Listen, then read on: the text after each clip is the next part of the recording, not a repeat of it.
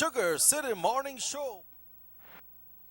Good morning and welcome to today's edition of the Sugar City Morning Show, live and direct from Nortevisión Channel 10 here in Orange Walk. Muy buenos días todos y bienvenidos a esta edición de Sugar City Morning Show en vivo y en directo desde Nortevisión, Canal 10, aquí en la avenida San Lorenzo, Orange Walk. Un gusto saludarles.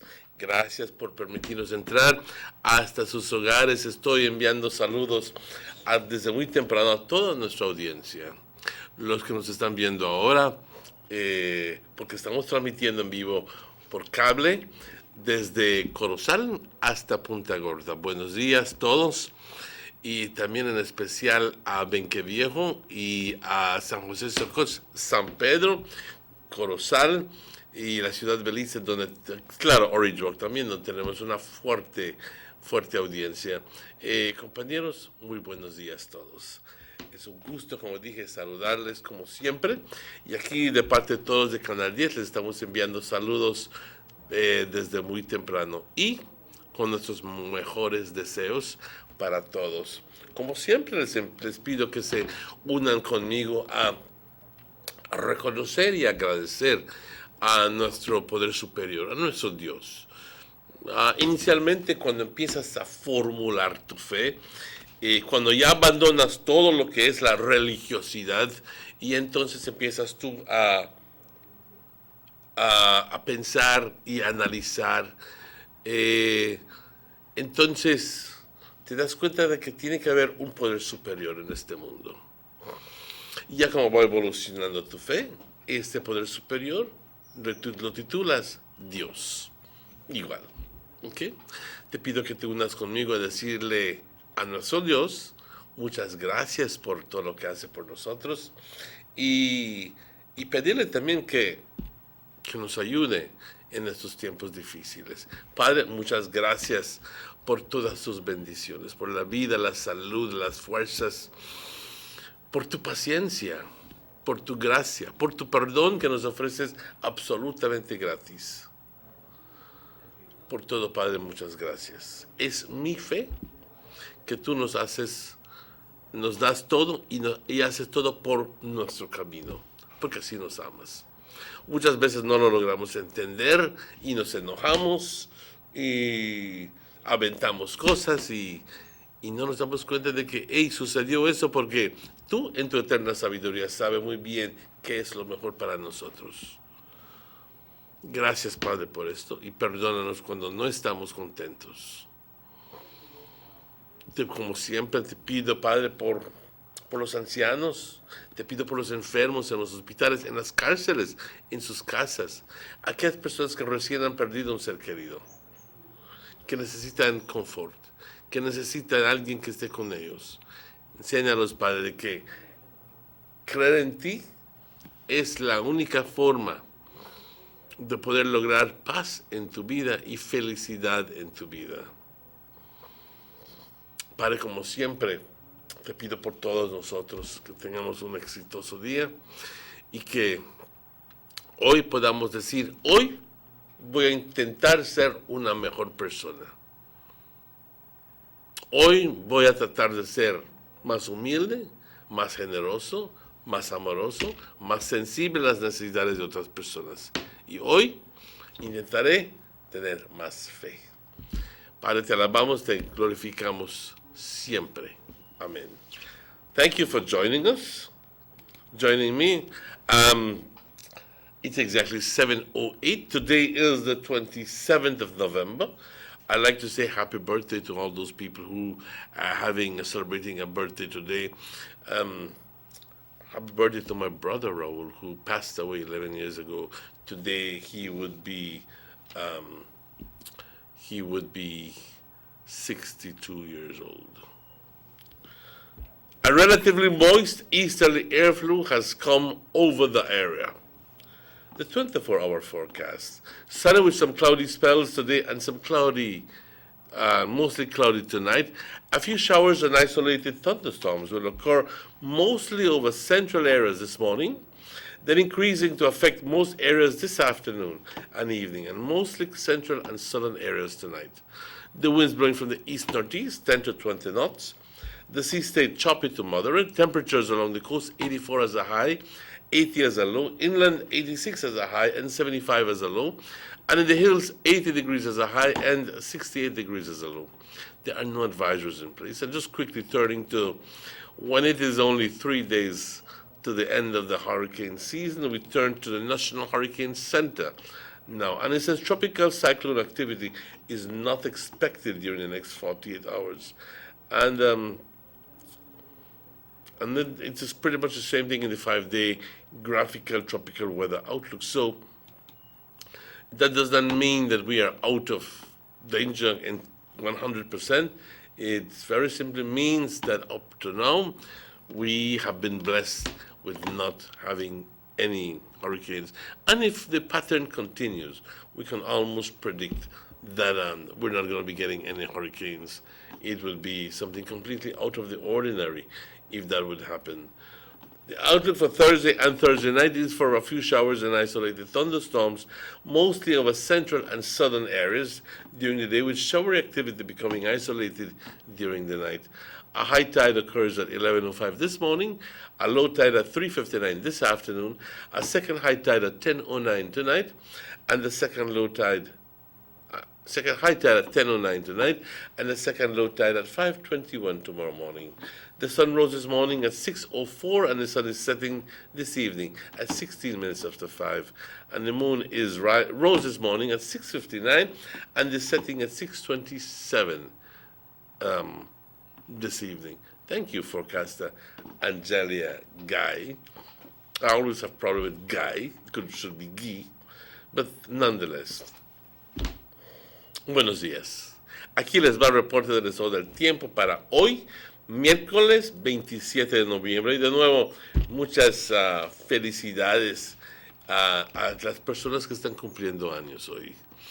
La situación general sobre nuestro país, que dice que un flujo de aire del este y también relativamente húmedo está controlando el clima sobre nuestra área. Para las siguientes 24 horas, hoy soleado, con periodos de nubosidad durante el curso del día y esencialmente nublada por la noche. Vamos a ver chubascos y tronadas aisladas ocurriendo sobre la porción central del país hoy por la mañana, luego aumentando y esparciéndose a afectar la gran parte del país hoy por la tarde y por la noche, y más por la parte central y sur hoy por la noche ya más tarde.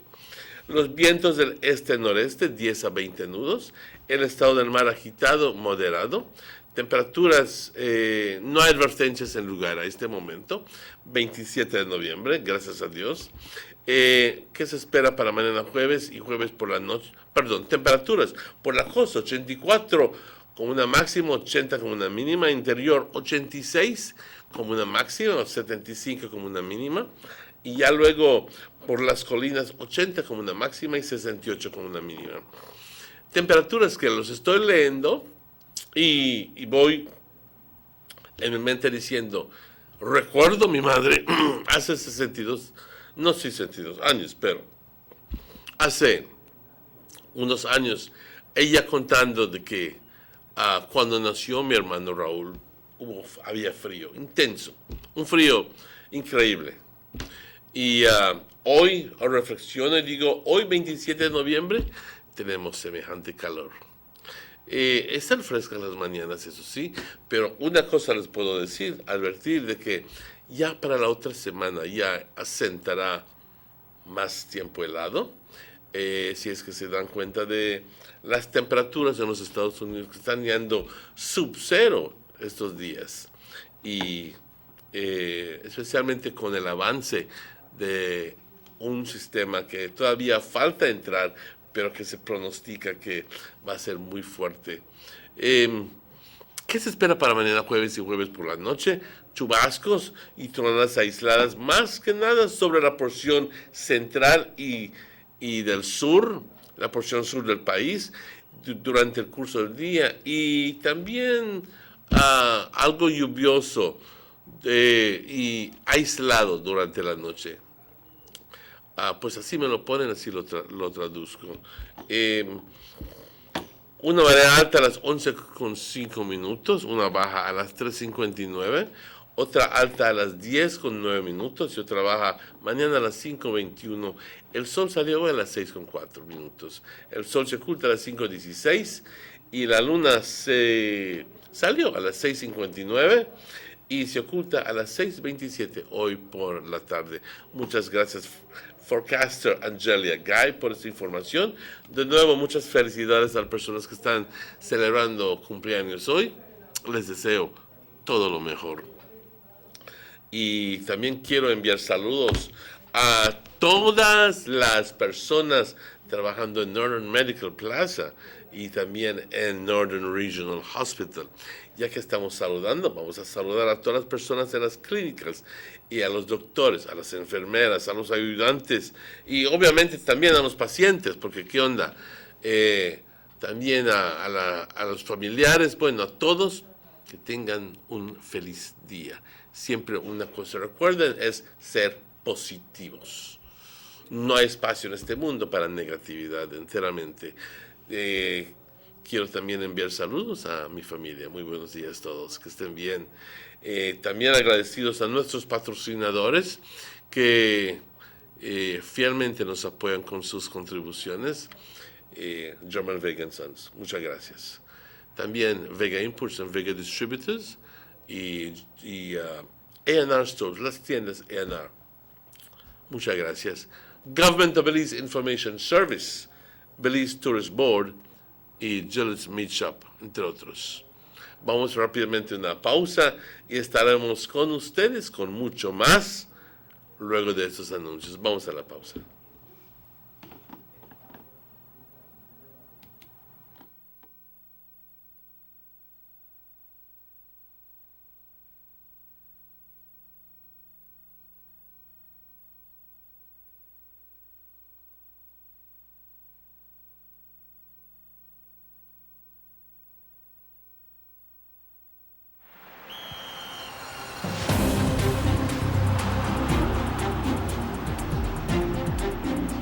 World-class spaces for Belizean athletes to thrive and fans to enjoy. Our new basketball and multi-purpose arenas have proven their worth, attracting regional and international sporting events and hosting expos, conferences, and proud graduates. Your government moving Belize forward. Girl, that about time you reach my house. Girl, you know how things go. I busy with everything. But how you? Since my son got married the girl far down the road, I left here with this whole addition to this house. And I don't know where I'm going to do with it. But I think I want to rent it out for tourists stay. Girl, that what you to do? You to sit on park gold mine. If you want to use it for Airbnb, first thing you have to do, the register with BTB. So call me 227-2420 and ask them how to register. After that, everybody had to call you for rent your place. But that what you to do? Girl, then you tell me if I call BTB? Did you know that if you own or operate a tourist accommodation, such as a room in your home for cash purposes to any guest, local or foreign, regardless of its location in the country, or if you are registered or advertising such room or property with any booking engine or marketing platform such as Airbnb, by law, you must register with the BTB. If you fail to do so, you commit an offense punishable by fine or imprisonment. For further information or assistance, please contact the BTB at licensing@belizetourismboard.org or telephone 227-2420. You can follow us on Facebook too. Have you ever noticed the development that's taking place in your town or in your city? Maybe it's because you've been too busy enjoying the results.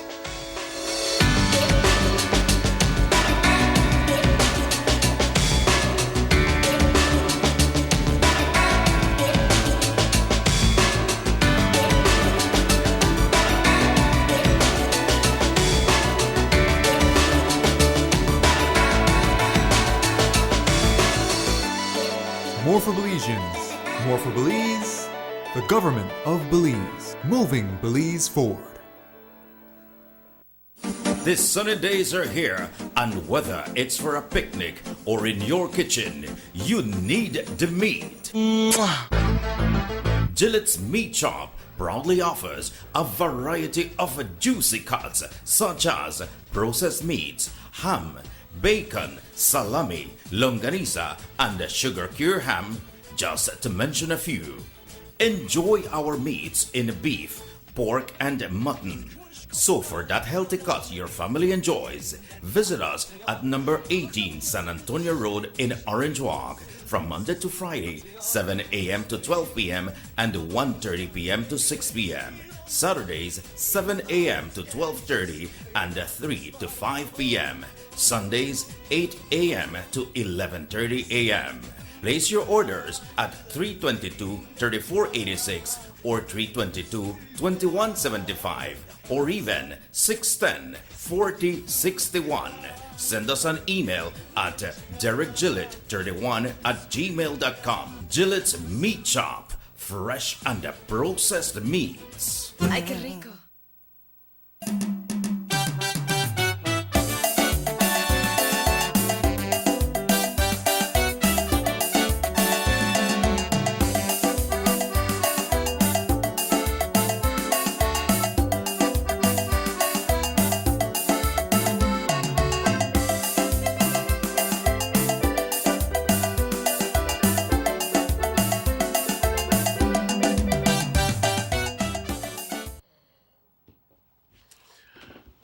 Welcome back to the Sugar City Morning Show.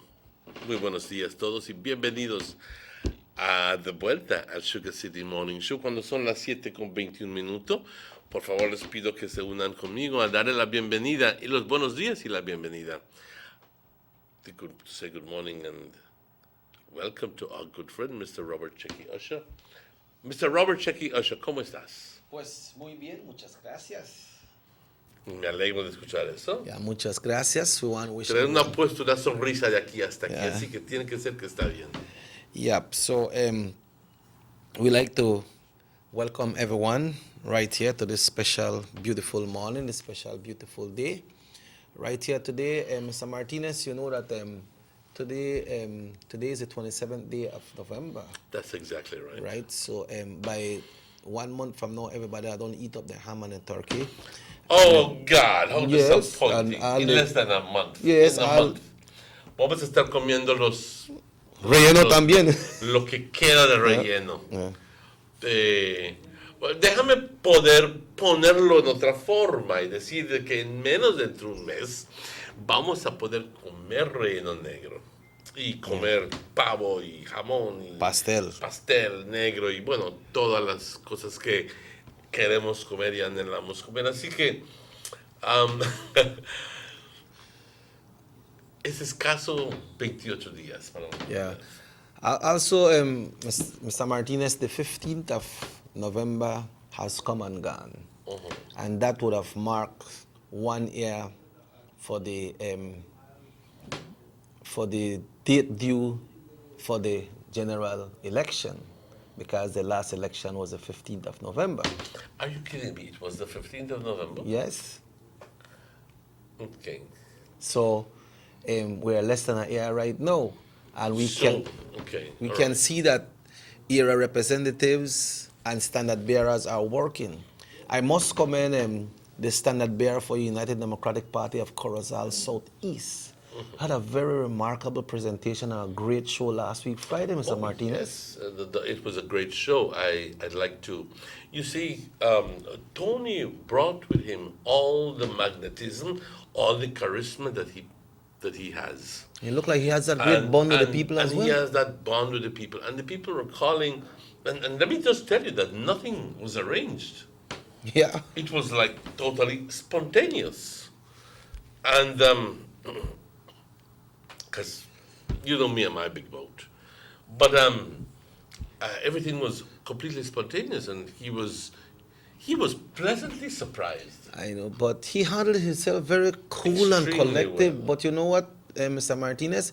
It's when someone know what they're doing and they're into what they're doing, you don't have to write down nothing on no paper. And when he believes in himself and his capacity to do things, I think that what I like more about it is that he says, "What you see is what you get." I don't make any promises to you. I say I will try my best to do this. Yeah.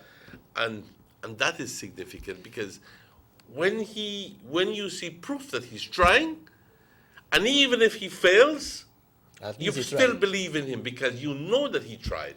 Yeah, because But if you see no interest on his part in trying to accommodate you with whatever you were asking Yeah, for, because when you he- go like, ni le importa al hombre. when he mentioned about the Caledonia Road, he knew that they need it, but he said he's trying. He never said, I want to do it. He said he's trying, but at least he try, That's right. you know? That's right, that's right. Y de misma forma tenemos que felicitar al honorable Gaspar Vega por sus últimos avances que estuvo en las distintas escuelas. La semana pasada, Yeah, it was Children's Day. cuando fue, en honor al Día de los Niños, y estuvo visitando las distintas escuelas, y es bonito ver cuando un representante tiene esa capacidad de poder platicar con los niños, que son el futuro de nuestro país, de poder platicar con ellos y saber qué están pensando ellos y en qué son sus quejas, y etcétera, etcétera, etcétera. Y también tomar tiempo para platicar con los familiares. Yeah. Y es más, estar con su gente. No. ¿Dónde estuvo la semana pasada? Well, he was in San Antonio Village. Y no son todos los días que los niños y una comunidad tiene un area rep, elected honorable person to spend the day with them and to be around with them, you know. And he was right there with the children there in San Antonio, which last week was observed as Children's Day. And if you Lo que se estamos podemos viendo ver en la la imagen pantalla. ahí ahí está la reunión, está el representante, su esposa, con saludando a los niños, ¿ok? Y fue un bonito día, porque pues los niños bastante impresionados con tener al señor Vega con ellos y alegres, porque también fue a llevarles regalitos, refrescos, etcétera, etcétera. Yeah. Este aquí fue en la escuela presbiteriana, ¿no? Oh, yes, it's right adjacent to the Northern Regional Hospital. That's exactly right. This is by the Presbyterian School. Yeah, you can see the pillars Yeah. and so forth. ¿Sabe qué también, don Martínez? No solo son los regalos, es la amistad que tiene el honorable Gaspar Vega. Obviamente, sí, sí. Bueno, todos lo conocen y lo reconocen. Así que nunca puedes olvidar una persona que ha hecho tanto por el pueblo, por Orange Walk, no, Yeah. por Orange Walk North. Y ahora que pues está visitando las escuelas, recibe una bienvenida bastante cordial y bastante calurosa de parte de la gente. Y estamos bastante alegres por decirlo. Yeah, so we can see that area representatives and standard bearers are getting ready because we are less than 1 year away from the official expiration of this elected government. It could be before that, it could be after, because they always have a 3-month period as a lag, no? But we are seeing so many things happening, but it's good to know that the Honorable Gaspar Vega is out there meeting the people, and I'm sure that for Christmas they'll be seeing him again, because you know how he is when it comes to delivering. That's supposed to be Douglas, Mr. Martinez. Douglas, sí, que muy bien ahí con That seems like some sports. Es el equipo de no, bueno, ahí no lo puedo ver bien desde aquí, pero Algo de deporte. algo, sí, bueno, ahí está, ya lo podemos ver. What a volleyball. The man they play volleyball too, boy. He got me out, boy. He got me out. Yeah. Pues muy bien. You see, Me alegro de verlo.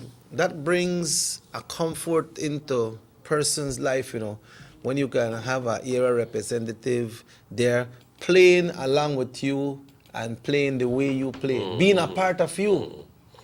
And not being critical of your mistakes, because I'll always make mistakes. Yep. So congratulations once again to the Honorable Gaspar Vega. We will keep you updated of his activities. And we have the Honorable Elodie Aragon coming up, but we want to tell you all that Digi is raffling a $30,000 scholarship that can be yours, and this $30,000 scholarship is at Galen University. Is this the one that you get on the blast? The dollar a chance, whatever? Yeah, you need to text 1 to 946 and see if you are the lucky winner, and that will be drawn this Friday. Abientense. You know what it is to win a $30,000 scholarship for $1? There's no cash, no money I get. It's a scholarship. It's more than just having money, because Right? In other words, so let's take that, John.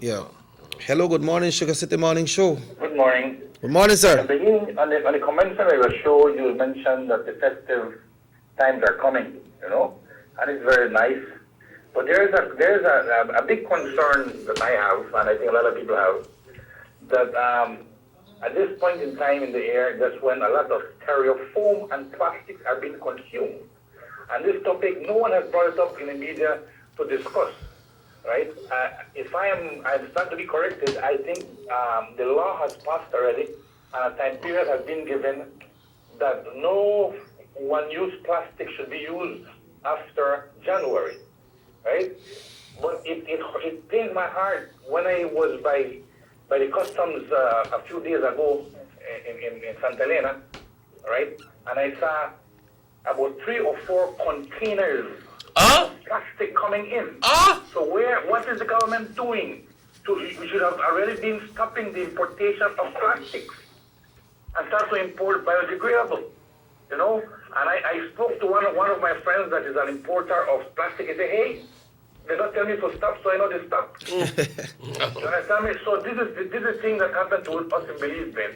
We put laws and we don't abide by our laws, right? We have to mind our environment. We had a big disaster the other day with the river, right? And part of this problem is that the Department of Environment are not implementing the laws that are there. We have the laws, but we don't implement the laws. Take, for instance, a couple of years gone by, we had this thing with tinted glass, right? Everyone's their tint, blah, blah, blah. No, this is right track. Yeah. They have people that are tinting their windshields, not only their windows. So we do not keep up with the law. We're too lax, we're too free. So no, there is a big problem with the environment. There's a big problem with the environment. And we're still not stopping importers importing this one-use plastics, plastic bags, styrofoam, cups, plastic cups, you name it, right? We're not abiding by the law. And come 1st January, this is supposed to be implemented. But the amount of plastic that's been imported, it will take almost an year before you can get rid of all this plastic from the business people, right? So it's a topic that needs to be touched and talked about probably daily, so that we bring awareness to the people. We should bring awareness to the people that at some point in time you will stop getting plastic bags.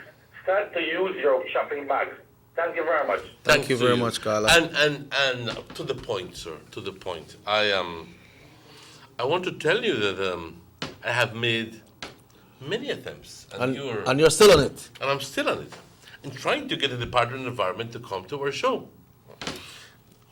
For X amount of reasons, I get my call referred to some person who was a project something, and the person says, the last was, Mr. Martinez, we cannot go to the show yet because we have not finished formulating the policy.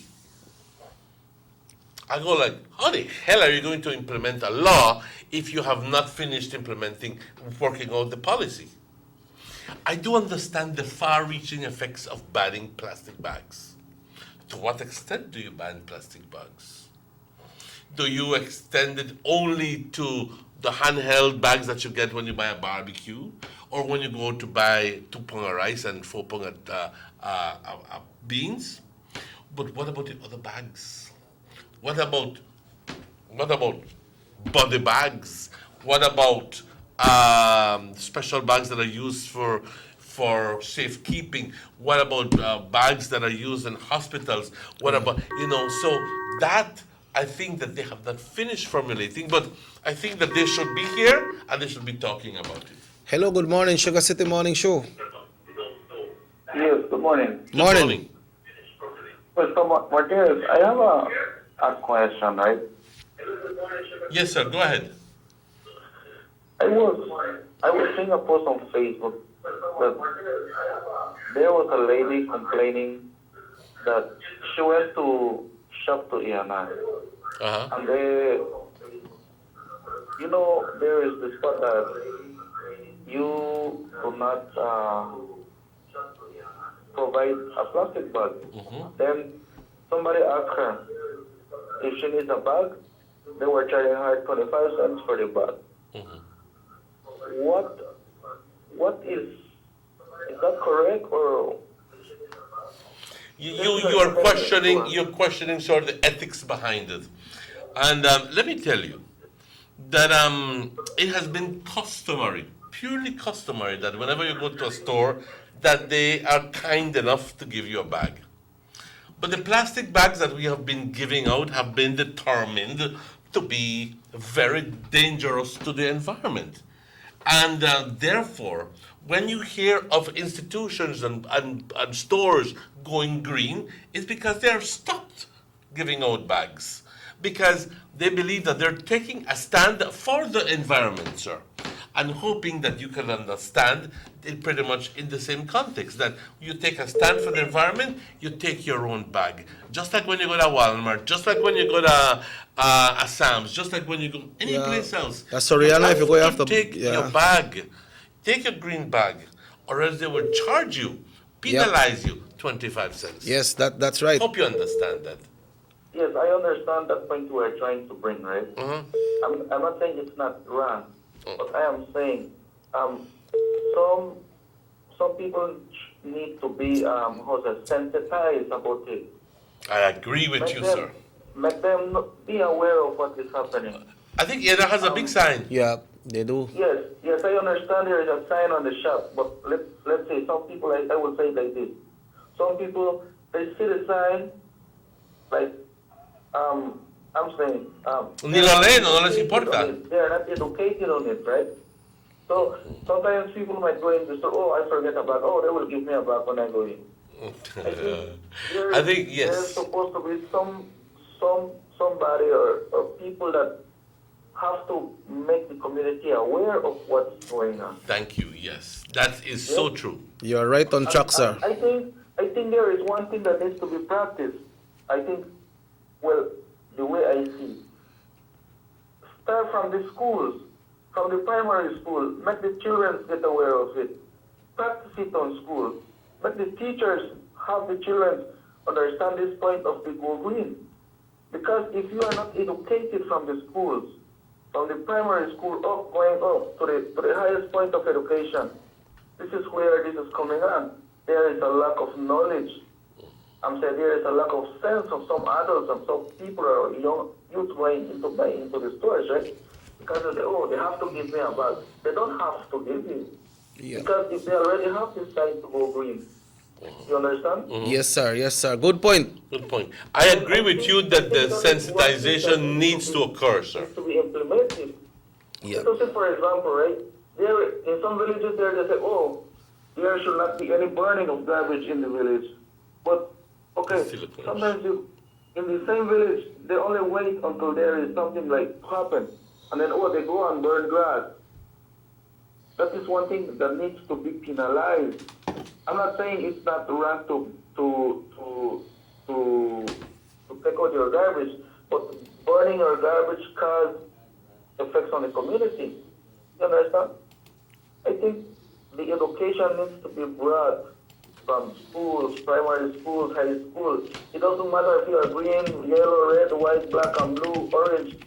Everybody needs to be aware of what is going on with this go green. Make them have an understanding.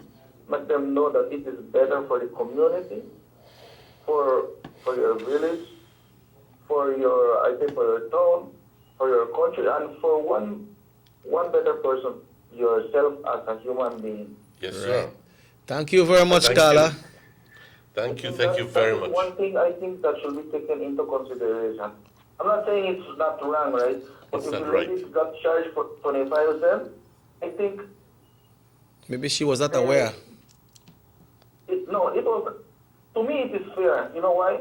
Because there is a sign that you need on the shop. There is a sign that it says. Yeah, that- But your point in essence, sir, is that people need to be made aware of the fact that That's they need what to I take said. their Maybe bags. she was not aware. And that they feel that they are all of a sudden surprised by the fact that they're charged 25 cents for a bag. Point well taken, sir. Thank you very, very much. Okay, thank you very Yeah. much. You know, right now, if you go and buy at those big stores in Chetomal right now, they are not giving plastic bags again. Of course they're You not. have to buy a bag. You have to. buy a And bag. I agree with them. Hello, good morning, Sugar City Morning Show. Morning, gentlemen. Morning, Good sir. morning. Sometimes it's not that the information is not out there. It's just sometimes that we should be informed. Because this information about the banning of plastic bags has been out for quite some time now. It was in the news. It was all over the place that they had advised the public that plastic bags and styrofoam cups and certain straws and things would have been, the license for those, the importers would have been cancelled. No more, the importers would not be allowed to bring in these things, and there was a grace period to phase out. And that started April this year. But it was in the news, it was all over the place. If we choose not to be informed, then that's another matter. Sometimes it's not that we are misinformed, we are uninformed. Yeah. Well, thank you very much, Carla. Can we have to go up on a break? Can we have a minister coming up, no? Okay, we're always complaining as well that, they charge you over here. When you go to Sam's and so on, they charge you, you don't complain. You don't say nothing. You come out, they laugh. Nonsense thing. Thank you, Gala. Thank you for putting Yeah. that in perspective. But we I need to think go that, for a break yes, but because- just quickly, let me tell you that I think that the point is well taken. But I think also that the doubt in some people's minds comes in because of the framework of the law. Because first it says there's a period where you can no longer place orders for bags. But then there's also a period where they're permitting the existing stock to be depleted. And I think that is the point where people go like, but they never said that we are supposed to be banning bags, and now we're still using bags. Yeah. But I think that more than ever, it's paramountly important for us to get the Department of the Environment here, and we'll try to get them in for next week. Well, we got green already. Just because we can't see with green screen, but we got green a long time. Let's take a break and we'll be right back with Minister Aragon. Take a journey with us to endless possibilities. Our future as a country is now. Diginet Boost is countrywide. Taking Belize into the future. A nationwide technological evolution. As the most advanced fiber connection, Diginet Boost is a step forward into a modern world. Belize is powered by Diginet. Diginet Boost, now available countrywide.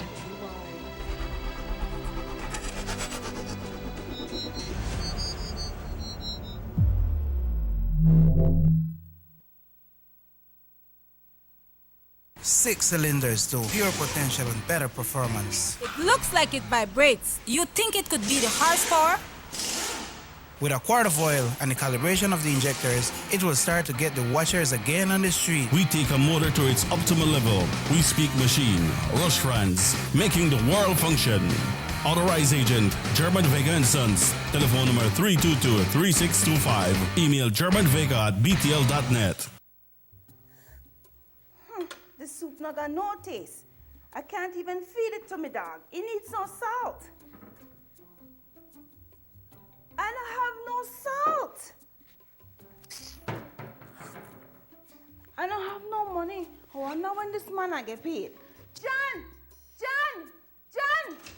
I hope you know that down the street they played no bad picnic. Mom, you know what? I just came from Miss Mary's house, and she said she was renting her extra room on air something. It's Airbnb, John. Didn't you listen to the BTB Did You Know It ad last week on television? Okay, Mom, Airbnb. But still, we have an extra room, and we could rent for extra cash for my new school books. That's a good idea, John. We'd have to first register it with the BTB. But I don't have time for that right now. I need salt. But babe, you know something? John is right, we need money, but we need to get it the correct way, so we need to register the room. I wish I know about this before. Let's go, son. Let's go register the room one time at BTV. But I need some salt. John! John! John! 2 of a kind.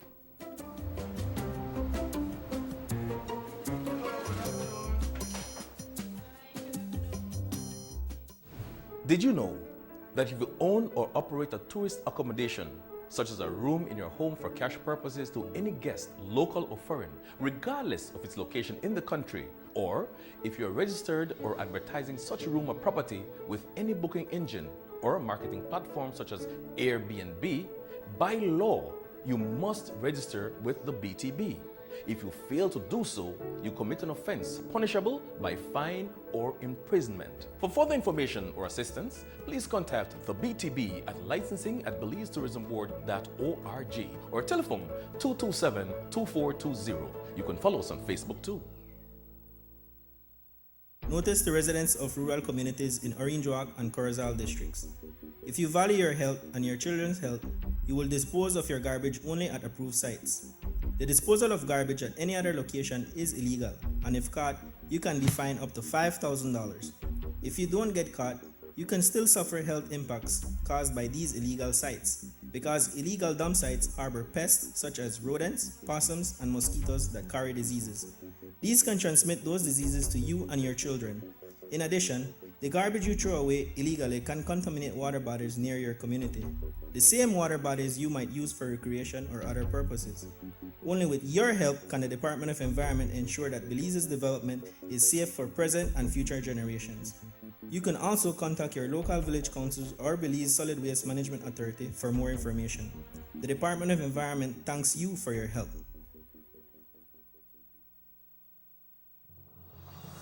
The San Ignacio-Santa Elena Bypass project is now complete. The transformation began in 2012, and now residents of the Twin Towns and visitors alike are enjoying the end result. Works include the full pavement of Lamalus Boulevard, along with 2 miles of sidewalks and drainage, LED lighting, and a roundabout at the entrance of Santa Elena. The Twin Towns now boast the longest and widest bridge in Belize, immune to flooding from the occasional rise in water levels of the McCall River. A bypass road was also built linking the new bridge to Joseph Andrews Drive, which was rehabilitated, as well as 1 mile of pavement, a median, and 2 miles of sidewalks and drainage. This was all done to the tune of $34.8 million. But that's not all. The project was extended due to savings from the successful execution and implementation of the initial scope of works. Now over 2 miles of additional roadworks will commence, including George Price Avenue, Liberty Avenue, and the George Price Highway between Three Flags and Hawksworth Bridge. The government of Belize, moving Belize forward.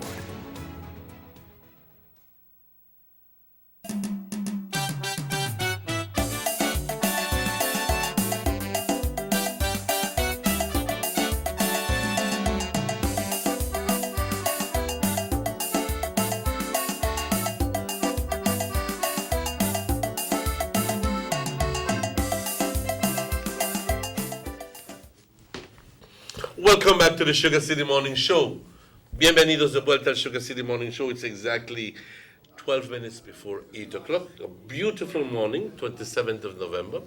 Please join me in saying good morning and welcome to a very special person who is with us this morning, the Honorable Elodio Aragon Jr., Minister. Good morning. Good morning, Emmanuel. Good, man. It's good to have you here. It's been a while, almost perhaps 5 weeks or so after you made a commitment to be here. But the point is that you're here. Yes, of course. And you're here in making it manifestly clear to the public that you're here and reporting to the public what you have been doing, what has been keeping you busy.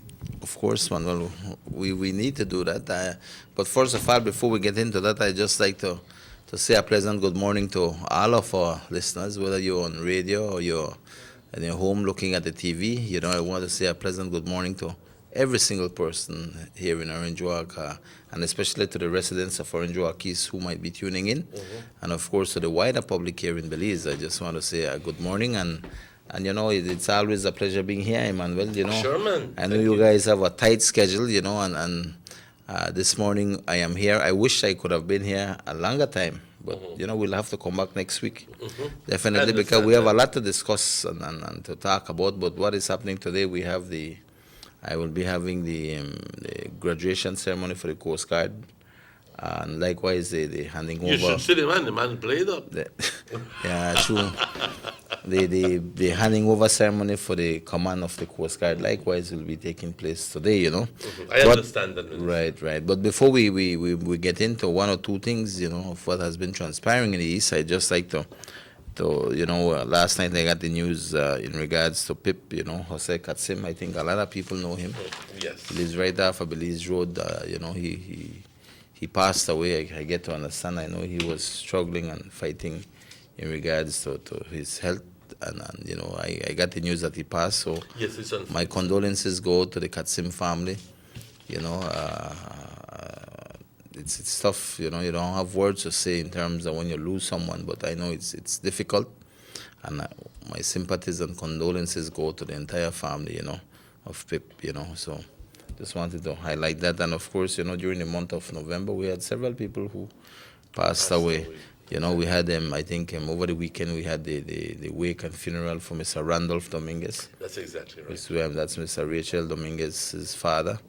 You know, it's a huge family there. You know, people who live right off of Liberty Avenue. We know them well for many, many years. They have been, you know, stalwarts. Right, and you know, I just again, you know, my condolences and sympathies to their family. We had, I think, Morena Amaya passed away likewise, and Sarita Torres likewise passed. You know, condolences and sympathies to all your families. You know, it's tough. You know, I tell you, it's not easy when you lose someone. You know, but I guess. And in the month of October, I think that we had Mr. We had several, yeah. Mrs. Guadalupe Torres, and also Mrs. Amparo Urbina, who are just three of the figures who we're sending again condolences to the family. Yeah, you know. Like you said, Minister, it's tough, but I have come to realize that only time and God's grace helps you with that. Yes, that's very There's true. only You know, two things that can help you with that is something that all of us will have to go through one day. You know, and then it's always sad for families, but at the end of the day, that's the nature of life. You know. So So, Minister, what's been keeping you busy? And I know a lot of things have been keeping you busy, but I saw a post on Facebook, and there was a complaint that came along with it, that some of the trucks that were delivering taking garbage to Champagne Ridge Road were dumping pretty much a lot of garbage on the road, etc., etc., etc. Well, you know, I think there was a post. I think somebody posted up on from Champagne Ridge. I think I'm assuming. I'm not sure from where the post came, but complaining about one, the road, and two, the garbage, the condition of the road, and two, the garbage that was on the road. You know, everybody in the villages who have to contend with a white marl road.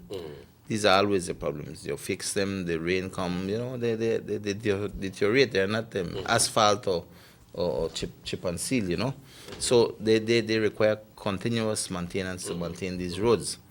You know, when you look at Champagne Ridge, the road was, I would say, it was in a bad condition. It could have been worse. I've seen worse than that in my time, you know, and these are roads that leads to the village.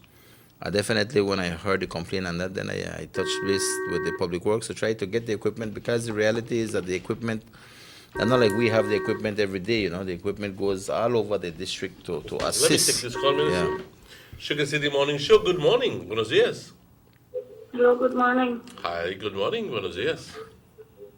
I just want to thank the Minister for sending the public works to Champagne Ridge and the help with the road, to fix the road. Okay. Sure, man. Minister, thank you. Yes, man. Thank you, Carla. Really appreciate that very much from you, no? Thanks, and I will talk a little bit more on that in terms of what is happening there, no? Well, thank you, caller. Thank you very much. Yeah, so what transpired is that that was the situation. I was able to get champion the public works, and they said, well, at the start of the new week they could look at it But and I'd come like out to and ask do the you a work. question. Is the because fixing the road is one thing, but it seems to me that, and I know that you won't be able to answer on behalf of somebody else. I Yeah, but- understand that. But is the garbage in the road as a result of the bad conditions? No, I will get to that. What has been happening is that, remember, this is a White Mile Road. The road to Santa Marta, the road to Champion Ridge has always been White Mile. What is happening is that for time immemorial, we have to repair these roads because it's White Mile, like I said. The garbage is of a distinct nature, totally different nature than the road. And I will say that having heard the persons making the request, and I have been out there too, so I know the condition of the road. Like I said, it wasn't in a terrible state of affairs. It was bad, needed repair, because these roads always need to. You have Especially potholes, since after the rains that potholes that are created, etc. After the rain, you have to go back. But anyway, we got the truck to the public works to go back there and do that work, and I posted up the work that we did, and I let people know that the equipment was going to go there. They went out there and actually did the work. What surprised me is that on the post that we put on Facebook, the mayor, looked like he lived on Facebook. He took time and went out there and he started to criticize in terms of, that no work has been done, and I look at it, so it's to me, it's just childish, because at the end of the day, there is a problem there. But rather the problem with the road has been remedied right now, but from the public works. But if instead of him talking about the fact that his garbage truck continuously dumps garbage on this road. Thank you. And to see what he would do instead. There it is, images of it. Yeah. That you see, this is something. If you look at that picture with the garbage, this is something that happens every day when that dump truck goes out there to dump garbage at the transfer should be, I believe, station. in my mind, an open censure from They not cover the truck. That's mayor it. to the workers and telling them this kind of thing can't go on. Because this thing is avoidable. I could tell you, if they put a tarp on or ensure that the garbage is neatly packed so that they don't overflow and they chow up on the street. Because this is not the first time. This has happened over and over. He needs to take action on that, because, of course, a health hazard, because sometimes the kind of garbage that drops out there, incredible, but my thing is that, when I look at it, it just it make I laugh, because he goes on the post talking like if the town council has no issue in terms of the garbage out there, and whoever dump it don't go and clean it. Absolving the garbage himself of comes. all If you ask anybody in Champion Ridge, they will tell you that garbage, to a large extent, comes from the truck, from the town board that is disposing garbage from the town to the transfer station in Champion Ridge. Of course, there are other people who might go and try to dump garbage on the roadside, etc. But to a large extent, it has to do with the town council. And instead of he talks about what he will do to try to fix that problem, I noticed he just gone on the Facebook to criticize and that, and I feel sad for him, because as leaders, we must look at and to how we solve the issues of our constituents. Then they get down and say, where are going to pave the street for the last 5 years or whatever. So He's he tries supposed to know better about, and say, turn the blame around. but we're not getting to one write up much between me and him, because definitely, to me, that's a waste of time with him, and that is, I guess, his style. My stuff is about looking at the problem and finding a solution to it. And we have fixed that road. I get to understand that yesterday evening, likewise, I think the public works had a punctured, but they are remedying that situation already yesterday, and the work will continue there.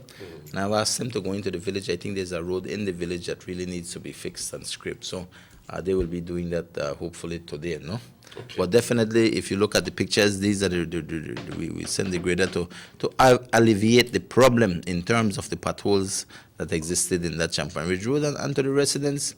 If we had the money, I would have paved that a long time ago. It all comes down to the kind of resources you get that are available that you can do certain things. And I'm sure that with time, that road will be paved. I mean, government right now, when you look at Orange Walk, we're not too bad. In the Orange Walk East, only 3 roads, I think, we need to fix main roads that we need to fix: the road to Champion Ridge, the road to Santa Marta, and the Guinea Grass Road. We get those fixed, you could say, in the east. We don't have to worry about no villages not having that and their access road to town not being paved. And I Because think the other ones like going to Honey Camp and those are pretty they, good state. yes, they're not too bad. They get the maintenance. And remember, the amount of people living there, they're not like impact that would great. But warrant they it, do, yes. down the road, every road needs to, I would have wanted to know that we could get it to the kind of standard where at least I want chip and seal, you know. But these things cost money and they take time. But definitely it is something that we have our eye on the ball in terms of looking at that. And as soon as funding comes about, we will work on that, you know. Sure, but you also have been making a distinct presence in the Louisiana School and Solomon School. Yeah, well, you know, these are visits that I do now and then. Talk to me about you the know, Solomon and School Day. Definitely. Well, what happened for Children's Day? I took the time for that Children's Week. I took the time to visit the two major schools in the east, which is within the town limits in terms of the Louisiana Government School and Solomon's Government School. I went to Solomon's Government School first. I think that was on Monday. I visited the school, you know, spoke to the teachers and addressed the kids. And one of my main visits there was to talk about our getting the kids involved in our Christmas program. And I will talk more about this maybe next week, but definitely just to give a few, an idea of some of the things we discussed is one that I'm trying to get the kids involved in decorations, you know. See how they could be a part of the Christmas tree lighting project, that lighting ceremony that I do every year. And kids always make a difference. Exactly, there. and this will be the 5th year. So I went out to try to get them involved and also to invite them to be there on the 8th of December, which will be next week, Sunday. We'll have the lighting tree ceremony at Liberty Avenue. And also I took time to visit the school, and I had a good time with the principal there, with Mr. Contreras, and the staff there, and I visited and looked at the condition of their new building at the back. And they are in need of repairs, and in terms of not repairs, but Do we have images there again? yeah. So, well, this is Louisiana Government School. This is the school, the Solomon School at the back. They need to be. They have a new building, but they need to cover it up, you know, because it's the top is wide open. open. And they have rat bats inside. Right. Well, they're not got rat bats because it's open, but they want to cover it just to. It's all about aesthetics, and it's also about, you know, having a good learning environment for the kids, which will minimize the noise and all of these things, and to ensure that one or two. But the main thing is there. The building is there. So I asked the principal to send me the information, and from there I will make a request to the Ministry of Education to see what kind of assistance we can get to assist them. And you only know these things if you go around and look and speak to people, you know. So that visit to the Solomon's school was nice. Yes, of course. Also on Friday, that was Children's Day proper. I had already arranged to visit the school. We went there, and I tell you, anytime we go and you address kids, it's always nice. You know, I went to Solomon's. It's not a hundreds and hundreds of kids, you know, but it feels good. But when you go to Louisiana, you're seeing nearly 800 kids out there. It's far more energy that you have there, because young people bring about the energy, no matter how small. And, you know, I felt very good being out there, you know, looking at the kids for their Children's Day. I think I've always been out there for their Children's Day. And I will tell you, it never amazes me to be out there amongst the youngest of our community, you know, and the teaching staff for Louisiana, you know, I must thank them for embracing me out there in terms of, having me allowed to be out there to participate with the parents and the kids out there for Children's Day. And again, when I went out there for 2 reasons. Every year, from last year, I've been assisting the school. And the years before, every Christmas, for their Christmas raffle, I've helped them. In the past, I've given them the TV and stuff like that. You know, last year, I gave them $1,000. This year, I gave them $1,000 again to help. This is for their raffle? For their school raffle. And I've done that because Louisiana is the biggest school we've had in the East. I have in the East. And it is a school that is dear to my heart, not only because it's right centered and we've had a lot of interactions with the staff and the principal over the years, and this is a relationship we have really grown And I always look towards seeing what we can do for Louisiana School. Minister, you also had an opportunity to meet with SIF personnel. Yes, we did. And like I said, before I get to that, I just want to thank all the staff members out there from the school, and of course the parents and children that are out there. And I was able to talk to them and announce a little about the social investment fund project that is going to be held there.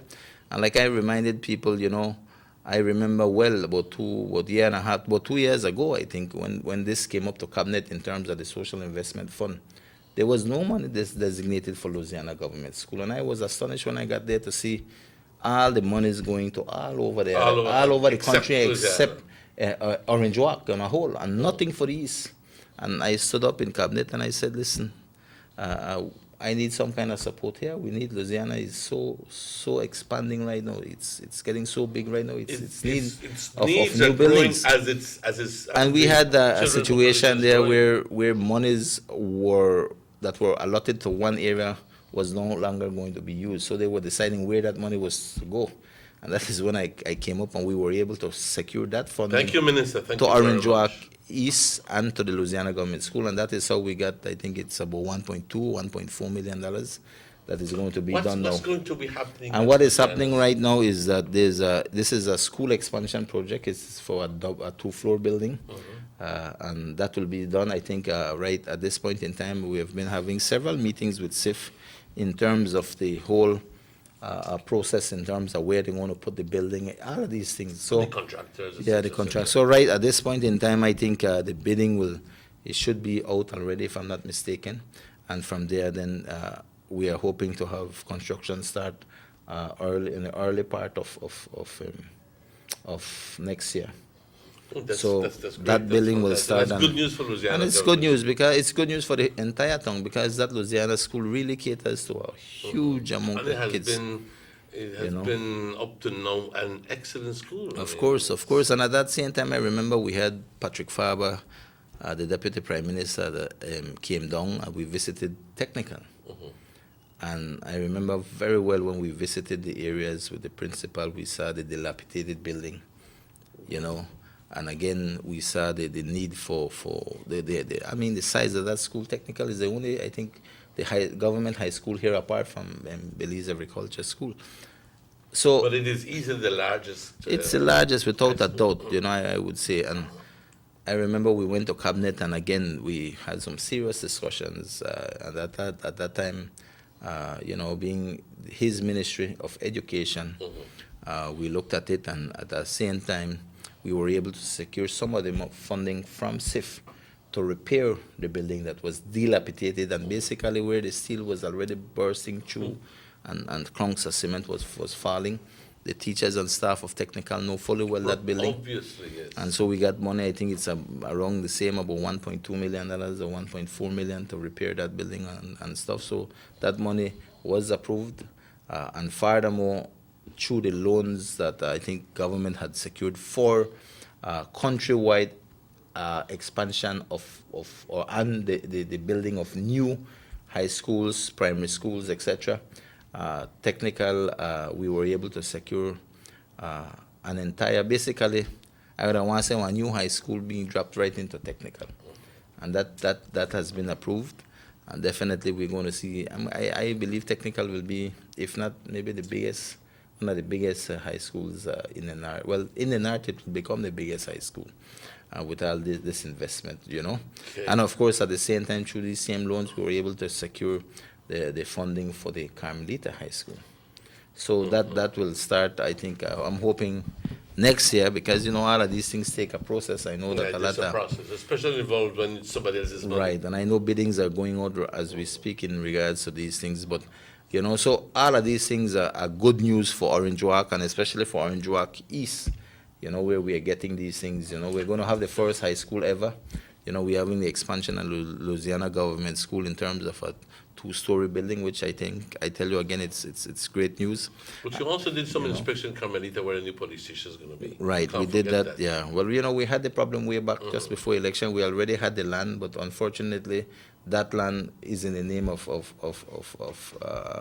our people, and I would say people who have no love for the village, because they could have already gone back and settled that matter and give that land back. But it is obvious Has not been given back. That has not been given back. It is still Shame. out there, and so we can't wait longer. Every time they say, no, we are sort out the problem, but there's no intention on their part to sort out the problem. So we proceeded to identify a new land, which was done. We were, all of these things take process. We were able to get in the people to come in and do the soil test. That has been done. The report has come back, and so right now the money has already been located from a year ago. That is sitting there, and at this point in time, the Ministry of National Security that oversees these new buildings, the unit, is already working on issuing bids out there to, the paperwork for people to bid on. So that I'm hoping that we could get that early next year. We start the building, because December don't creep up on us. The soil test has been done and all of these things, but there's a process where you have to go through bidding, because we had why it takes a little while is because the ministry has to go to lands, do a thorough title search, make sure nobody have title. And although we know it's government land, there's a process that goes through with all of these things, So we are hoping by January we kick off with that. Maybe? Yeah, sure. Sugar City Morning Show, good morning. Buenos días. Yes, Emmanuel, morning. Hola, ¿qué tal? Morning, Minister Urban. Yeah, morning, sir. I just got the show and I heard the part where the Louisiana Primary School is going to have an expansion. Right. And I heard another good news about some possibility of a high school in Carmelita. Yeah, right. So I want to congratulate you, because this certainly shows that, one, you're a people's person. Two, you believe that beliefs can only grow through education, and you're doing your utmost best to procure education for Orange Rock and by extension, more importantly, Orange Rock East, but Orange Rock on a whole.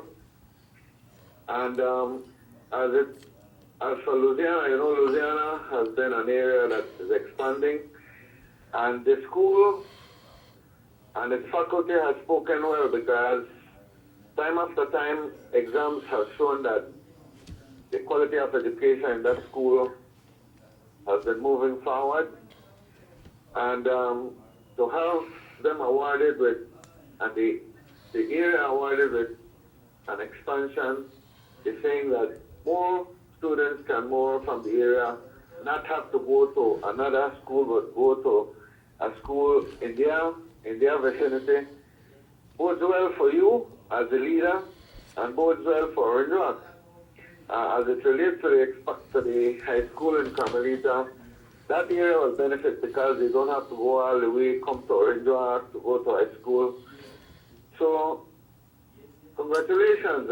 I think the people of Orange Rock East in time will have to appreciate that education is a must, and that you as the leader for that constituency is doing all he possibly can to ensure that quality education comes to the region, to that area. So, congratulations, and I wish you well in the future. Thank you, sir. Thank you. Thank you. And like I said, Emmanuel, I feel very good about these accomplishments, because they go towards the heart of how we build our community and strengthen our community. And I think that it is an indication of the commitment you have with the people of Orange Rock. Definitely, and that commitment stands, assisting, like people say, Aragon, we regard schools in the East. Yes, I know.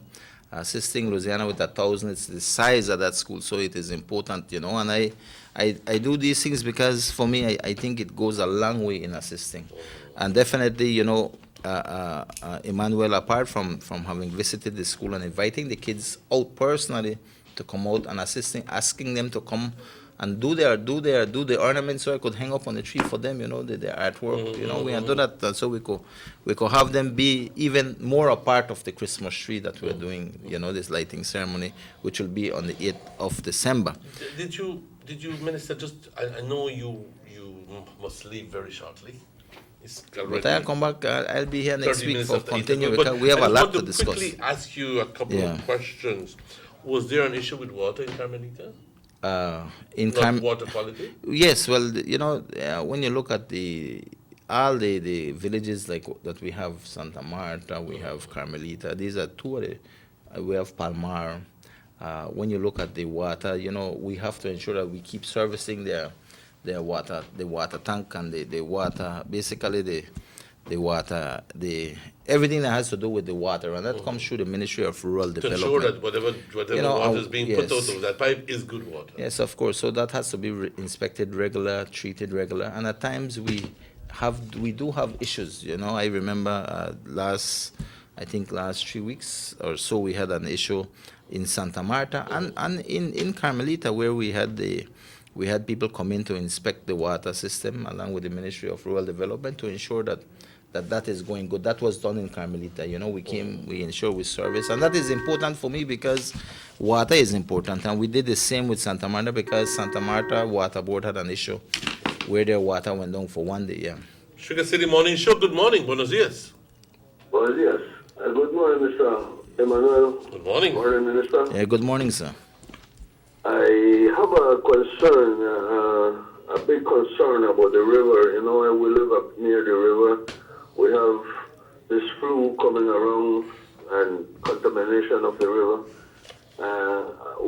What the concern is that every day, majority of the week, we have trucks coming in to wash gravel and to wash the trucks that they use after using after dumping it seems like a cement truck. No, it is a cement truck that comes from Grijalva. They are right now at the river side washing these gravel and this contamination of the river. It's a concern because it's an everyday thing. So I'm just calling to talk about it because we live near the river and we are the ones that suffer when the river has this crucial sense.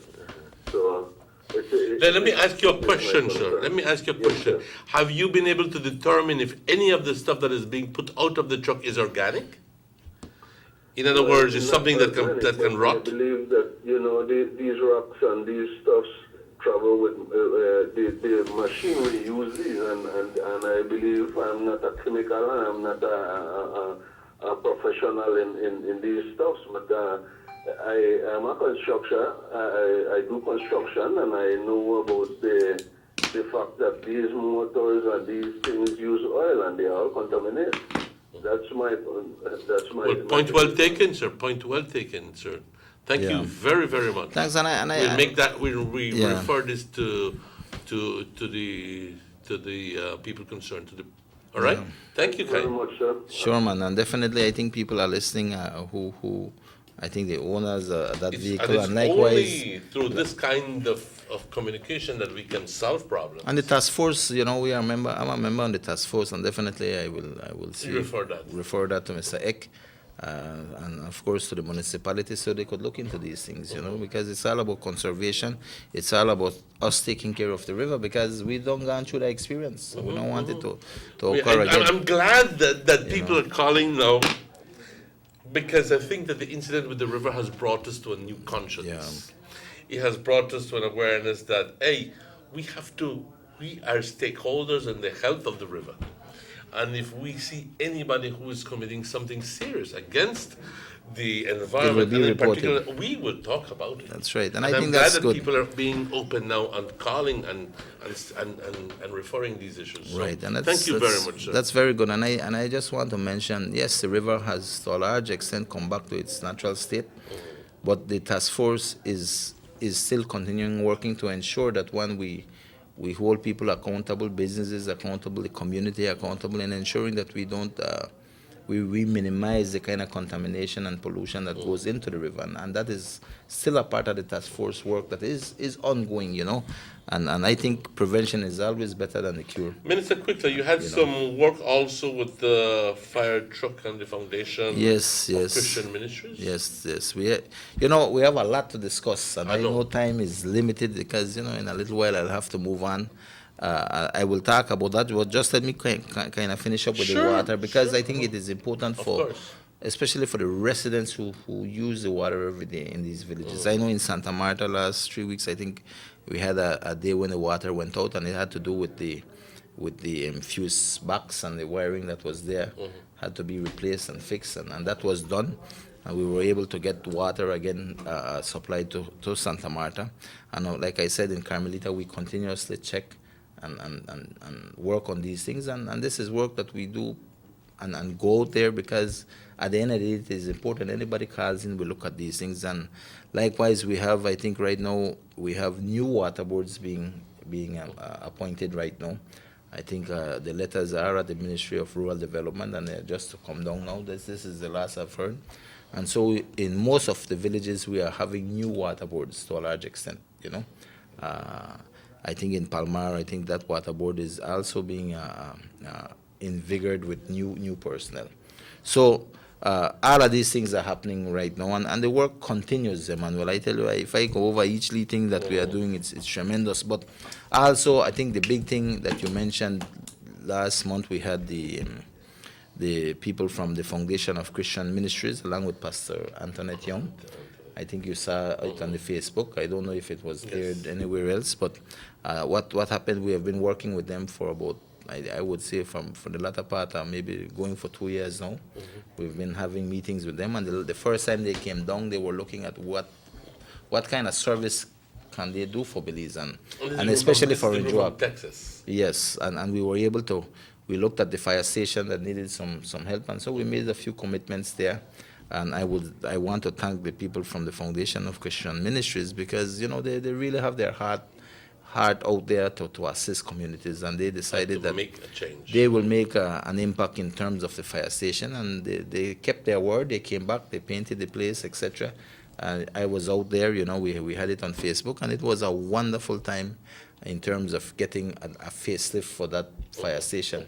Apart from that, they have made a commitment in terms of bringing a fire truck to Orange Walk. Oh, really? To assist. Fantastic news. That is already in the making. It's been in the making for some time now, but they're ensuring that everything on that truck that is coming is fully functional, and that is what is happening right now. I was able to secure through government assistance in terms of the freight costs and things to assist with them.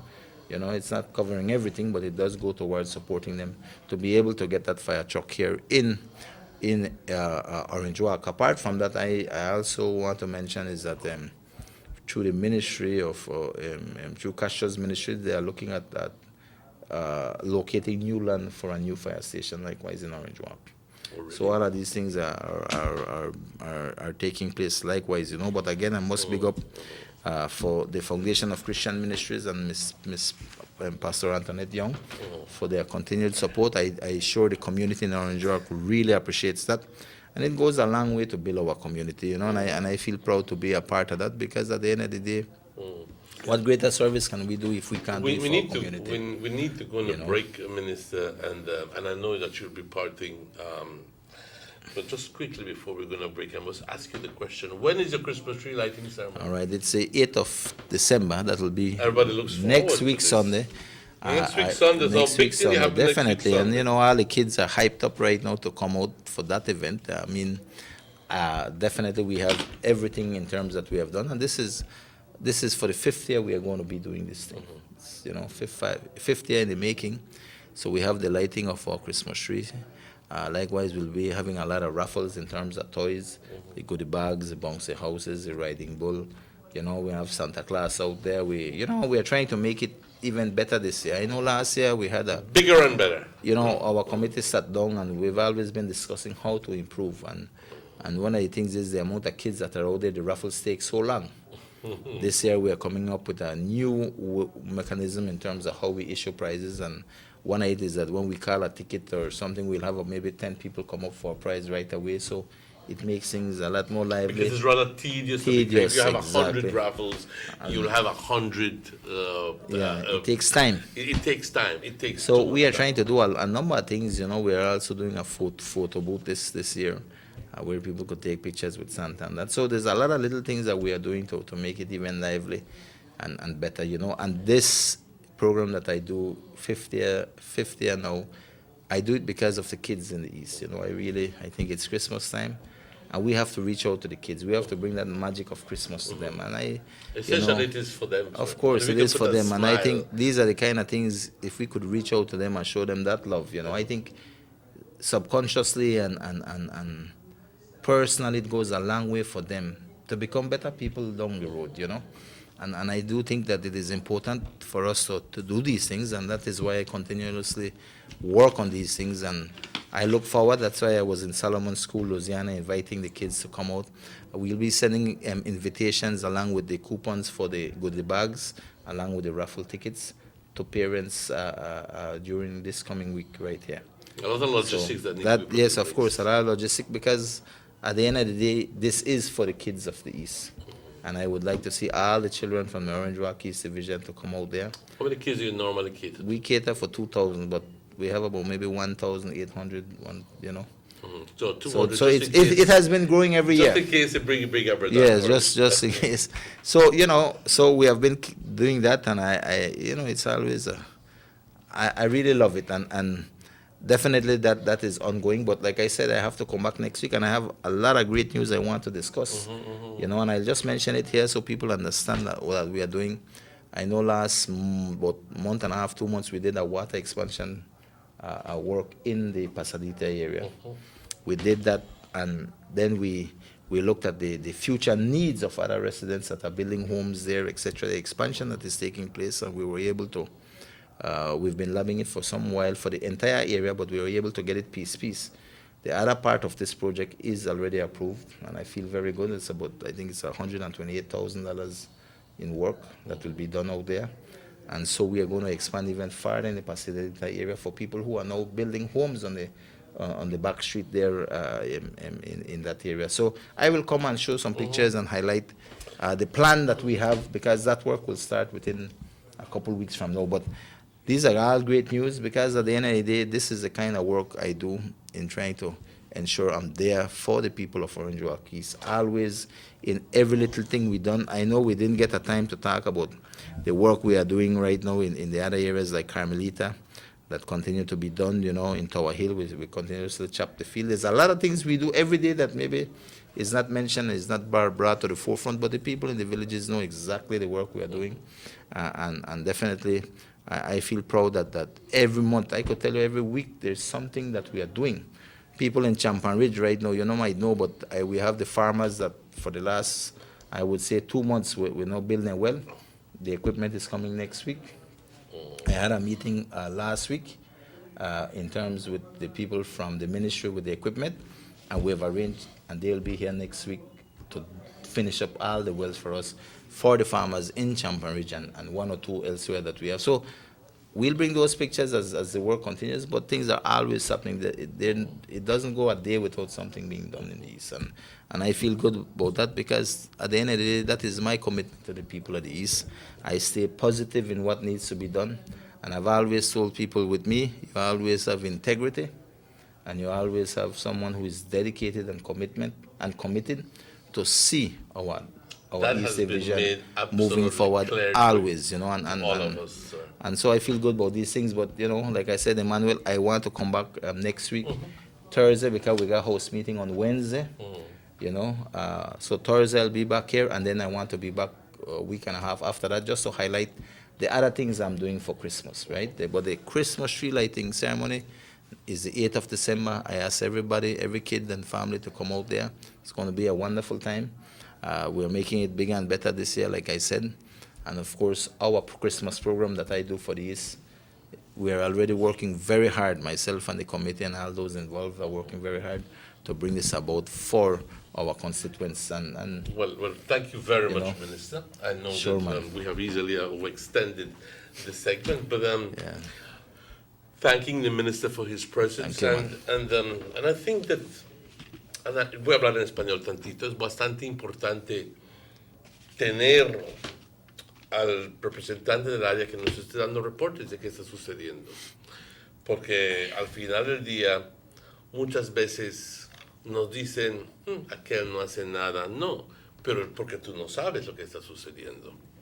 Pero si llegas a saber qué está sucediendo, entonces tu impresión cambia, tu perspectiva cambia. Y por eso es de que el ministro está aquí para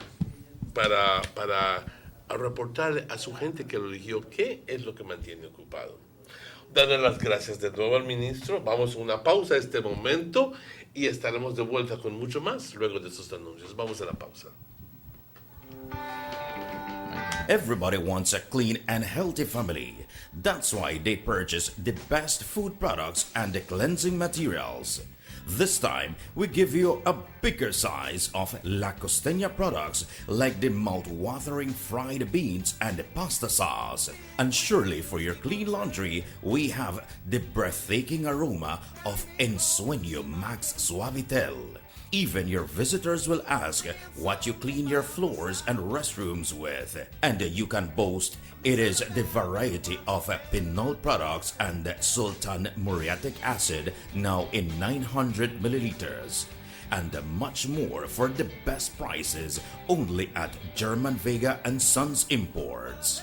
We serve you at number 5 San Antonio Road, Orange Walk Town. You can even call us at 322-3625 or 322-2672. Or you can even send us a fax at 322-2571 or email us at germanvega@btl.net. German Vega and Sons Limited, because we care for you. The ongoing technological evolution constantly transforms the way we live our lives.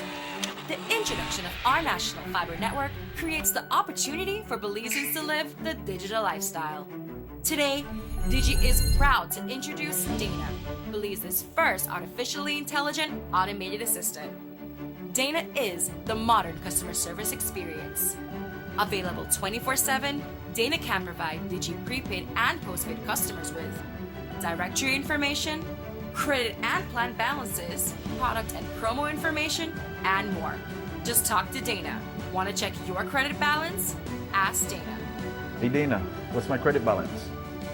New Digi promotions? Ask Dana. Hey Dana, any new Digi promotions? Dial 113 for directory assistance and dial 119 to talk to Dana. Digi remains committed to introducing the latest in cutting-edge technologies. Transforming Belize, one technology at a time. Try Dana today. Thank you for calling Digi Customer Service. Motor 5.0, 4 válvulas por cilindro. Todos quisiéramos una. Como que no agarra, ¿no? Siento como que se le pega el... ¿Balancín? Vamos a darte el aceite que te mereces. Vas a correr como rayo, preciosa. Los que oímos más allá de las revoluciones, hablamos máquina. Roche-France, poniendo el mundo a funcionar. Agente autorizado German Vega y Sons. Teléfono 322-3625. Roche-France. Someone come? Yes, someone coming. Let's go. Sa. Fastest question of the day. Why you the letter here? Who sent me the letter? That sign right there. You can't read? Well, make I tell you something. In this here community, everybody dump here, so me just dump my garbage right here. So if somebody jump off a bridge, you that do it too? No, man, no. You never know that littering is an environmental crime and Department of the Environment can charge you for that? Why is that a crime? Because you pollute the same environment you live in, dirtying the same land and water you use. You don't even know that you dumping garbage can make you and your family sick by attracting disease-carrying pests, and the Department of the Environment just to try help we take care of the we environment. So all of that? Well, now that you put it that way.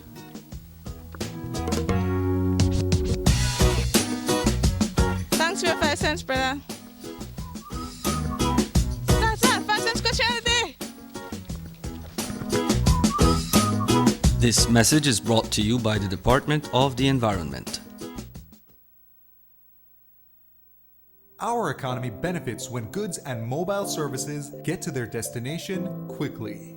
When citizens are able to travel without frustration and undue hurdles, everyone benefits as well. The government of Belize is happy to announce the imminent upgrades to the Carazal-Sartaneja Road.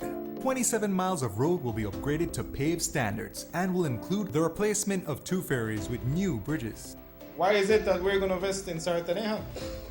Why is it that we have to take $50 million to invest in an area where we do not have a political directorate? We believe that as a government, we have to provide a service to all Belizeans. Well, this for the village of Shunosh is a big advantage both ways. Sometimes when we got sickness, we got people sick at the clinic there, women. When we reach at the ferry, can't pass 45 minutes have to wait. So now this road will benefit whole village, Sartinea and Copperbank. I'm part of Progreso too. Well, it's really important for us. I know that our village is not so much developed with tourism because it's a remote village. And for that reason, we don't have a lot of tourism over there.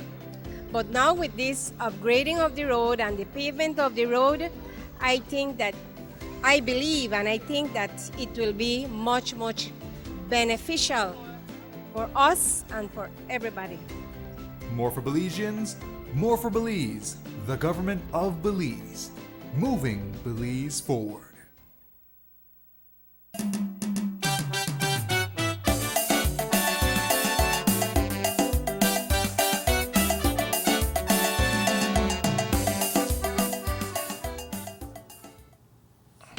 Welcome back to the Sugar City Morning Show. Bienvenidos de vuelta al Sugar City Morning Show. It's exactly 25 minutes before 9 o'clock. Please join me in saying good morning again and welcome to Mr. Checky Usher. ¿Cómo estás, Checky? Bueno, pues un poquito, ¿cómo voy a decir? Un poquito, don't know what to say, but you know. Yo sé que yo tengo un poquito de hambre a este momento. Pues yo no sé cómo puedes ayudar con eso. Pues yo tengo bastante de hambre, no poquito. Pero ¿sabes qué está pasando, don Martínez? Estamos viendo que el crime situation está de un nivel otra vez.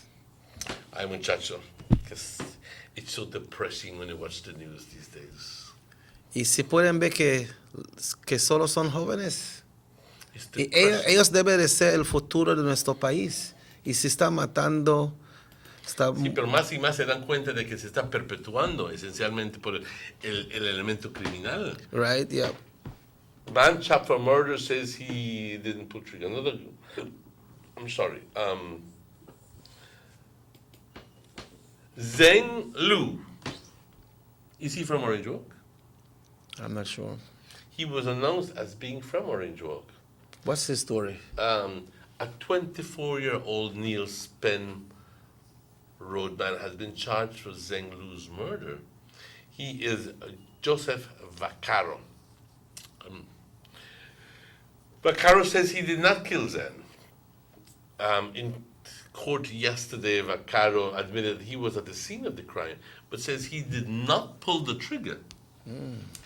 He says that the other two men lied on him, which landed him with the murder charge. So he's saying he was being set up. As Vaccaro was being escorted out of court, he made a statement to defend his innocence. The media also spoke to Vaccaro. Let me just quickly say here.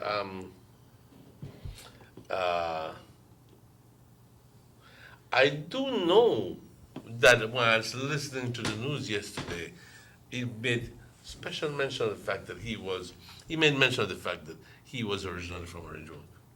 Vaccaro? No, Zheng Lu. Okay.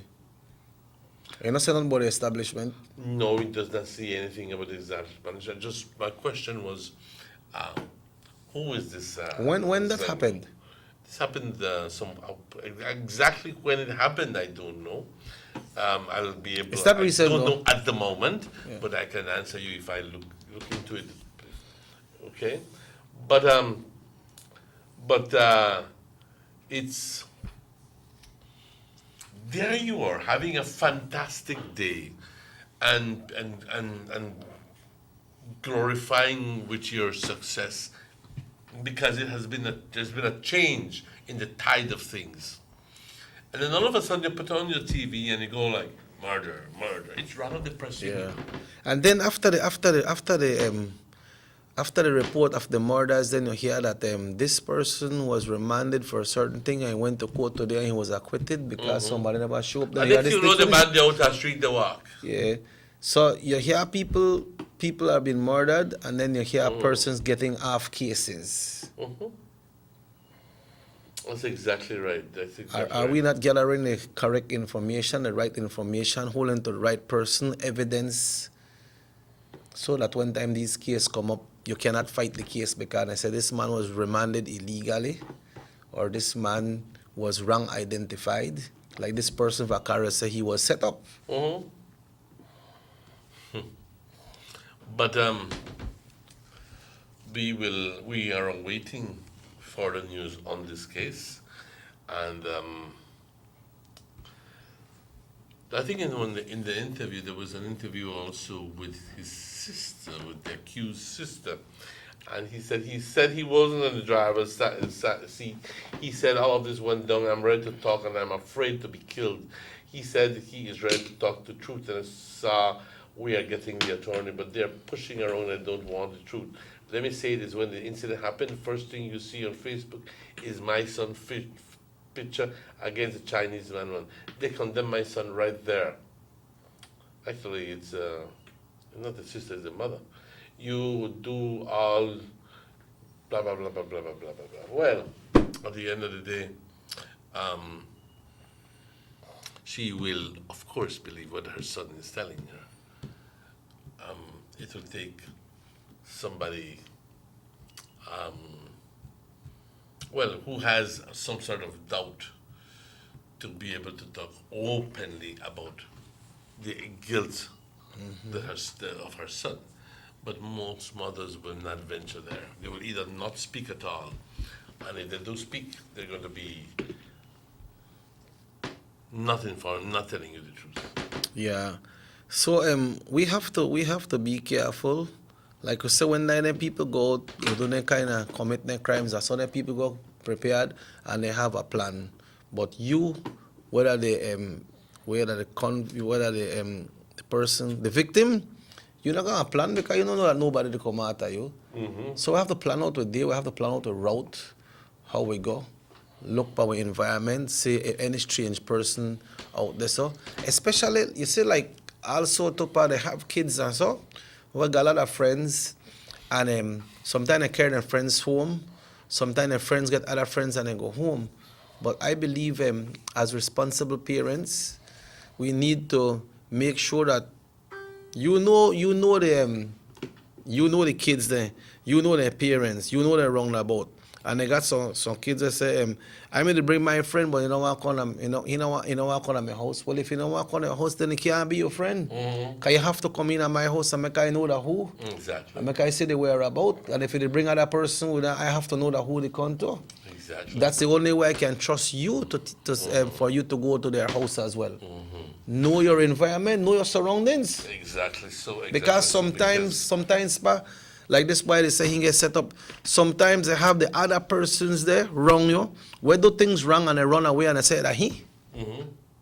Easily. Believe me that it's hard when you know you're saying the truth, but it's you by yourself. Sometimes and you have 5-6 people pointing the finger at you because they have contrived to go against you, and you go like, "Good Lord, what can I do to prove to you that I'm innocent? Yep. Should I swear on my mother's grave? Should I? What do you want me to do? What do you want me to do? What do I need to do to convince you that I'm innocent?" Maybe and that it's a difficult situation. Maybe that time the arresting officer what it is before I said no we that he. Then probably they take when the people tell and they carry that person that is innocent and they one day will do it gone free. And they say you are charged for this. This is the way you're charged for. And interrogate. And especially when the police is being pressured into charging people. Yeah, because you have a certain amount of time where you could charge somebody. If you're not charged within, I think that's 72 hours, you have to let them go. And then you got a victim, somebody that was a victim of circumstance, and then you have to answer to that. So just charge this person. Well, Jackie, further to that news, we heard in the news about 2 persons being shot yesterday. Yeah. Chantus Martinez and one was a 1-year-old as she slept, and a 16-year-old was shot 7 times. What in the world is going on? Man. What in the world was going on? Chanteuse remains, the 16-year-old remains critical, but her family says that she is showing slight improvements. As for baby Melanie, she remains in a stable condition, but she yet has to be released from the KHMH. Following the shooting of the Martin family, police made quick work of detaining 2 suspects along with a weapon. Neither have been charged at this time. Well, we need to have them charged. Really? How can the shooting of 2 innocent people just be forgotten without any charge being placed? And I think that if people know who shot them, please talk. No? Because it's already at a critical time when you know, but you don't want to talk because you're afraid. Yeah, sometimes people drag their foot, Pa, because look upon them, look upon the Vasquez family. How they pressure until this person was charged for the death of their son and brother. But they pressed. Sometimes people don't have the verge to go there and push, but the Vasquez family then push. And somebody is charged right now. That no means they're finally guilty, but somebody has been charged. Now they are 2 persons, they're not charged yet. So they just sit down on a bench, and if 72 hours elapse, they have to let them go. They have to let them go because of it's illegal to keep anybody beyond 72 hours without having a charge. Yeah. But that's the way it goes. Let's go on a quick break at this moment when it's 9:15, and we'll be right back with closing remarks.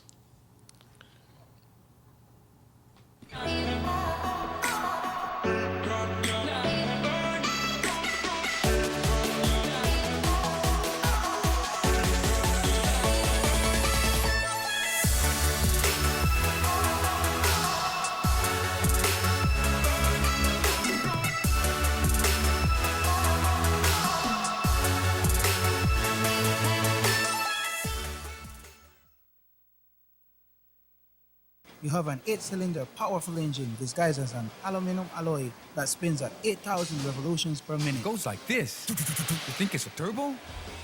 No, with a cleaning of injectors and a change of oil, you will run more efficient, my friend. For those who understand the engine like it talks to you, we speak machine. Rush France, making the world function. Authorized agent, German Vega & Sons. Telephone number 322-3625. Email germanvega@btl.net. Yes, come in. Why, Sean? Joe. Long time no see. How is everything? Everything is good, man. What's the latest with you? Man, everything is good. Business is flowing. I can't complain. As a matter of fact, I'm working on a new project. Thank God you're here. Let me show you the plans. All right? These are the plans for my 5-bedroom, fully furnished apartment complex. When I tell you fully furnished, AC, hot and cold, Wi-Fi, you name it, I have it. Right? And I want to market this on Airbnb. All sounds nice, but have you started your paperwork already? Which paperwork? Joe, don't tell me you don't know. For you to market or rent any type of rooms, you have to register with the BTB, bro. It's in the law book.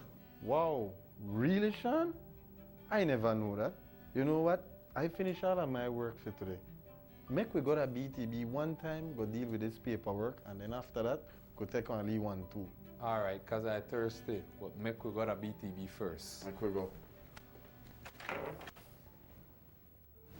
Did you know that if you own or operate a tourist accommodation, such as a room in your home for cash purposes to any guest, local or foreign, regardless of its location in the country, or if you're registered or advertising such a room or property with any booking engine or marketing platform such as Airbnb, by law, you must register with the BTB. If you fail to do so, you commit an offense punishable by fine or imprisonment. For further information or assistance, please contact the BTB at licensing@belizetourismboard.org or telephone 227-2420. You can follow us on Facebook too. The Philip Goldson Highway between Belize City and the Philip Goldson International Airport is getting a major facelift to the tune of $31.5 million. Section B of the highway upgrading project between Haulover Bridge and the Buttonwood Bay Boulevard roundabout is underway at an investment of $21 million. Works consist of the full rehabilitation of the road to paved standard, which includes the widening of the road to 4 lanes, lined sidewalks and drains, wide shoulders, median, and parking, plus a bus lane at designated sections of the road. LED road lighting will be installed along with road safety features such as signs, reflectors, and road markings. The project will also facilitate in the improvement of underground infrastructure for the public utility companies. The government of Belize, moving Belize forward.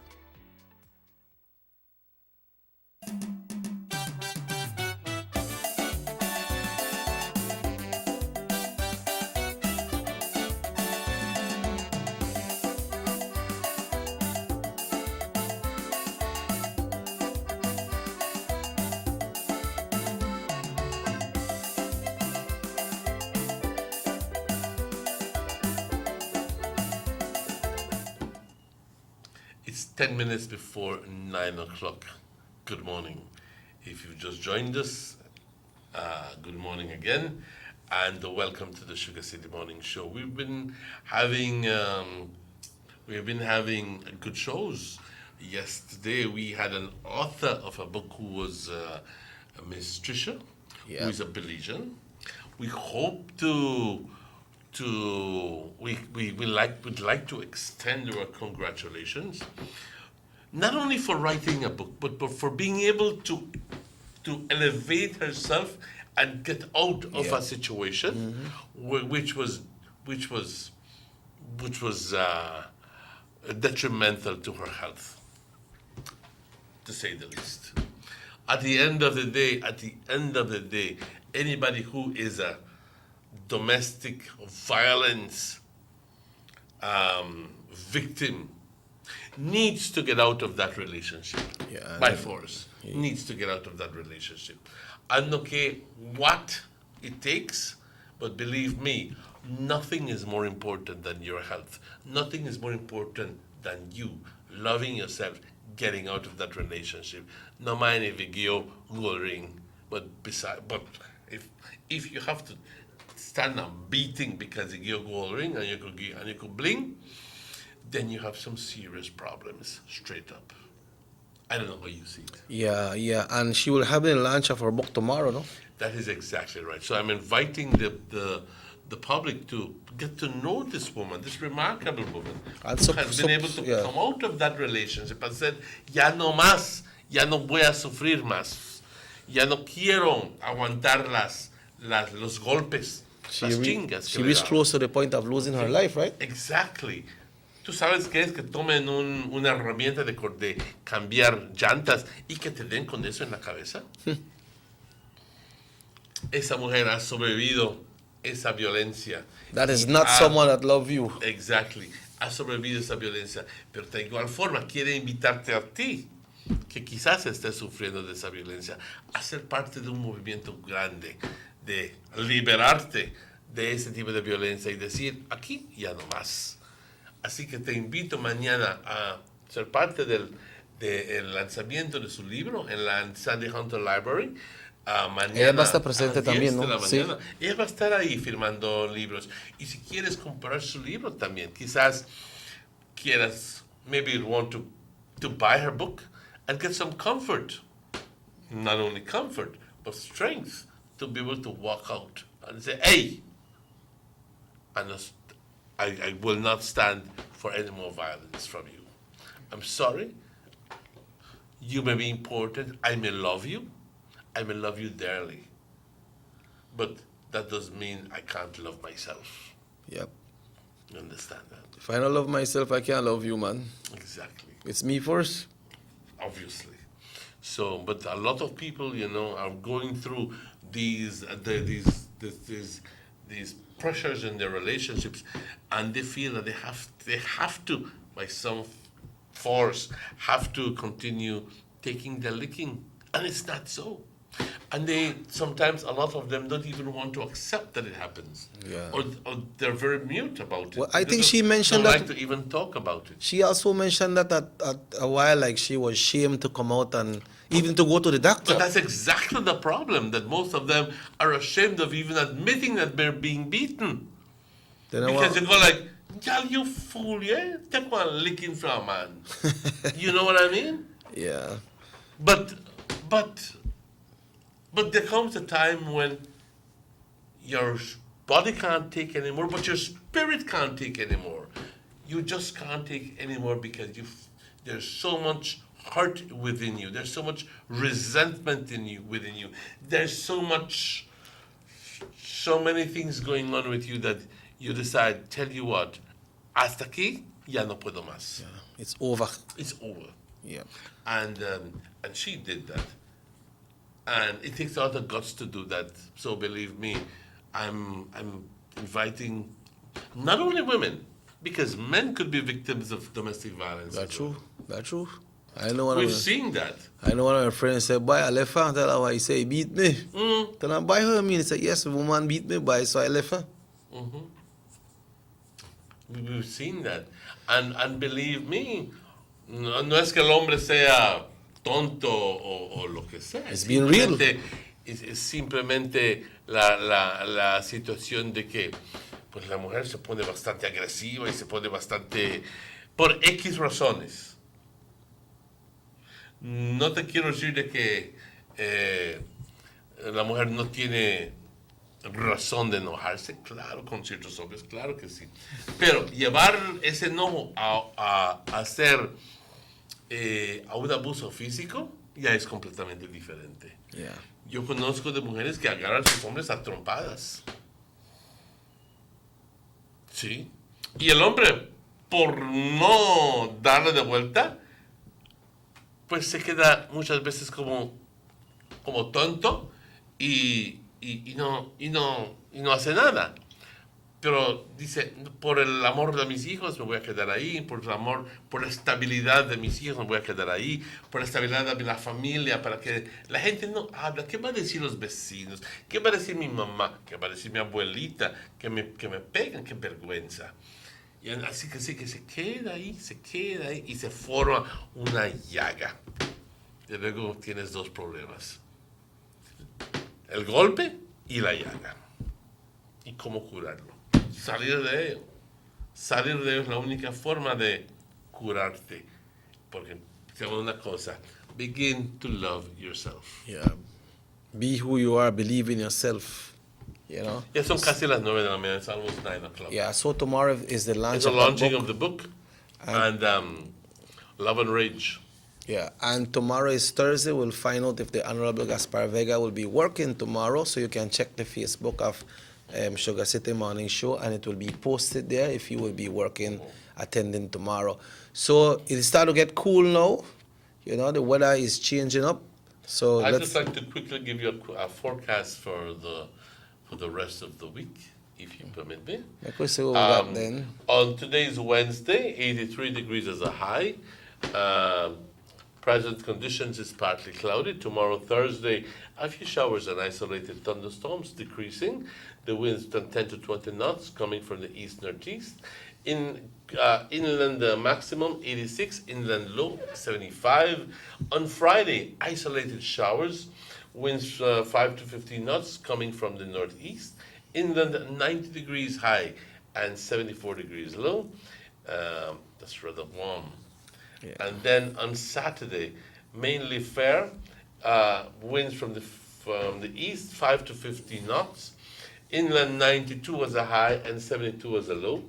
And on Sunday, mainly fair again. Inland 5 to 15 knots, winds coming from the east. Inland 90 degrees as a high and 74 as a low. And then the Sunday is the beginning of the following week. That week, we'll be having a cold front, and it will be, we're expecting low temperatures. I beg your pardon. At least we don't have to feel the Christmas. Yes, it could make you feel a little nippy. But thank you again. Thank you, production team. Muchas gracias, equipo de producción. Thank you, Chicky. Yes, sir. Thank you, Minister, for being here with us. And he has made a promise to be here next week, Thursday, with us. Well, it's already 9 o'clock, 2 minutes to 9. I'd like to remind you the show repeats again tonight at 10 o'clock. 9. 9 o'clock, I'm sorry. You missed the 9, man. Go from 8 to 10. From 8 to 10, I know, from 9 o'clock. But God willing, we'll be here tomorrow. God willing, we'll be here tomorrow at 7 o'clock on the Sugar City Morning Show. My name is Emmanuel. Have a fantastic day. And I'm Robert Checky Usher. Remember, we got the repeat of the Channel 7 News, 12 o'clock today, and we got the live newscast at 6:30 right here on North Vision Channel 10. Today is Wednesday. Whatever program you usually expect to see on Wednesday, you'll be seeing it today. And like Mr. Martinez said, this show repeats at 9 o'clock tonight. Have yourself a wonderful, cool day today. My name is Robert Checky Usher, and we say hasta mañana, Don Martinez. Hasta luego, Checky. Nos vemos. Cuídense mucho. Pórtense bien.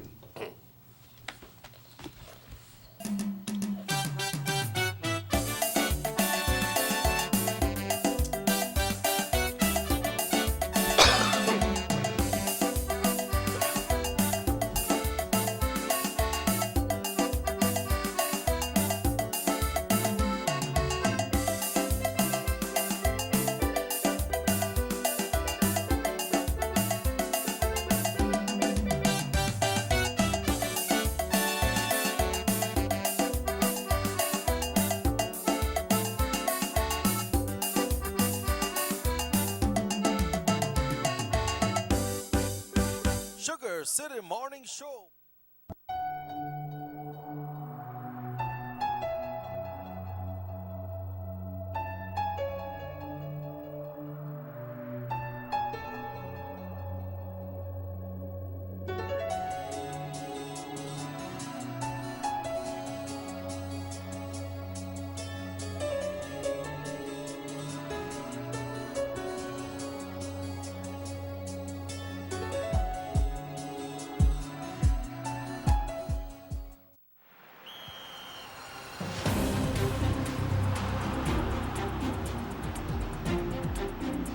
World-class spaces for Belizean athletes to thrive and fans to enjoy.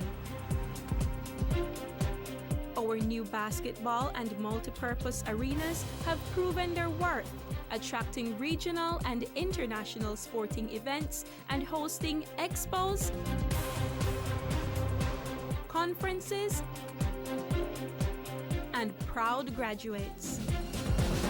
Your government moving Belize forward. Girl, that about time you reach my house. Girl, you know how things go. I busy with everything. But how are you? Since my son got married the girl far down the road, I left here with this whole addition to this house. And I don't know where I'm going to do with it. But I think I want to rent it out for tourists stay. Girl, that what you to do? You to sit on park gold mine. If you want to use it for Airbnb, first thing you have to do, the register with BTB. So call me 227-2420 and ask them how to register. After that, everybody had to call you for rent your place. But that what you to do? Girl, then you tell me if I call BTB? Did you know that if you own or operate a tourist accommodation, such as a room in your home for cash purposes to any guest, local or foreign, regardless of its location in the country, or if you're registered or advertising such room or property with any booking engine or marketing platform such as Airbnb, by law, you must register with the BTB. If you fail to do so, you commit an offense punishable by fine or imprisonment. For further information or assistance, please contact the BTB at licensing@BelizeTourismBoard.org or telephone 227-2420. You can follow us on Facebook too. Have you ever noticed the development that's taking place in your town or in your city? Maybe it's because you've been too busy enjoying the results.